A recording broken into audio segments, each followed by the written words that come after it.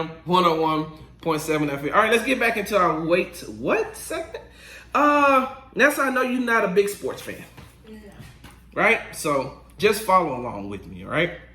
So the NFL, hey, listen, friend of the show, Governor Greg Abbott. Hey, can you make a call and get your boy put on to, PR department, put in the PR department for the NFL? Like, I know you got these connections. Like, I know that, a lot of these NFL owners, you probably cool with them indirectly, some way, somehow. Y'all all Republicans. So, hey, is there any way you can get me into the PR department for the NFL? They need Big Sarge. Because for some reason, some way, somehow, they keep messing it up in every twist and turn. And what I mean by the NFL, I'm not just talking about the offices in New York. I wonder if they can go to the park. Anyway, I'm not just talking about the offices in New York. I'm talking about the teams in the rest of these states. And not only just the teams, I'm talking about like the general managers and the head coaches and the owners as a whole. NFL, you're getting this thing all messed up. Big Sarge to help you out. So, first, they totally botched the Colin Kaepernick protest, which is coming back around now to bite you directly in your butt. If you would have just embraced what he was saying, talk to him really about what he was doing, the rest of the players, talk to them about what they were really protesting, which is the exact same thing right now in 2020 that's going on outside of everywhere you all are. If you'd have just listened to Colin Kaepernick, you'd have got it right. But you botched that. You botched the hiring of black coaches and offensive coordinators, right? You botched that too. You botched it so much that now you're like, we're going to give extra draft picks to the people who hire black coaches. Huh? That's not how that works. Hire them on their merit. Hire them on their experience.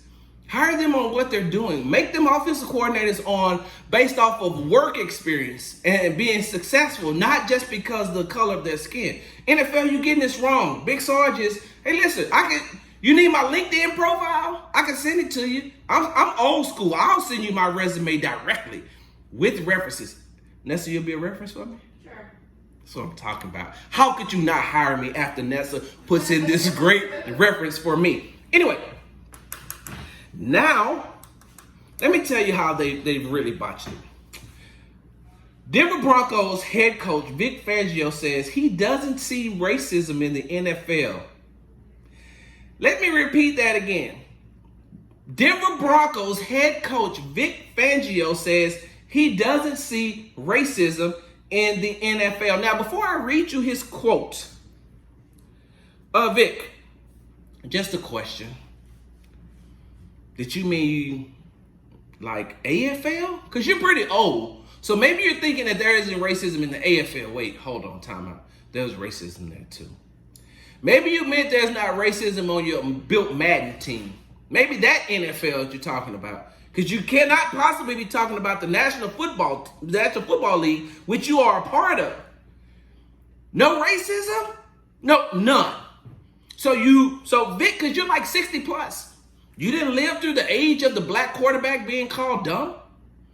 You didn't live through the age of black quarterbacks can't succeed because they're not intelligent enough to be quarterbacks?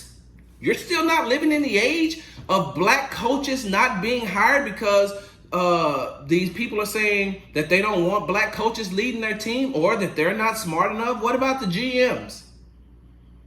How many black GMs are there? How many black owners are there, Vic, and you don't see any racism? You've been around long enough, Vic, to Vic Fangio, the head coach of the Denver Broncos. You've been around long enough, Vic Fangio, to know that Lamar Jackson, the 2019 NFL MVP, hold on, wait for it. You've been around long enough to know that the 2019 NFL MVP was told when he was going through the draft process, maybe you should switch positions. Maybe you should switch positions and become a wide receiver. You're better with the ball in your hands. We're talking about the same Lamar Jackson that is the 2019 NFL MVP of the entire league. Was told what? Before he got there, Vic, you've been around long enough. You've been around long enough to know that former Alabama, Oklahoma quarterback Jalen Hurts, who got drafted by the team I do not like, but I'll say their name on air, the Philadelphia Eagles. You've been around long enough to know that even this past draft process, he was told, maybe you should switch positions. Maybe quarterback isn't the position for you. Now, I know you said, well, that's because, he's not an accurate thrower. Neither was Josh Allen. Well, hold on, let me take that back. Neither is Josh Allen, quarterback for the Buffalo Bills. See, they played twice in person. I can tell you that. So, this is what Vic Fangio, head coach of the Denver Broncos, says. When he's speaking to reporters on Tuesday, I think our problems in the NFL along those lines are minimal when it comes to racism. We're a league of meritocracy.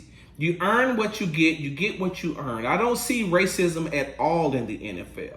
I don't see discrimination in the NFL, Fangio said per ESPN. We all live together, joined as one, for one common goal. We're all intermingled and mixed tremendously. If society reflected an NFL team, we'd all be great. NFL is made up of 70% black people. Let me read that to you one more time, Nessa. I think our problem in the NFL along those lines, talking about racism, are minimal. We're a league of meritocracy. You earn what you get what you earn.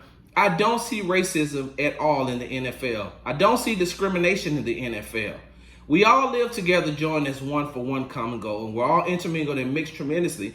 If society reflected an NFL team, we'd all be great.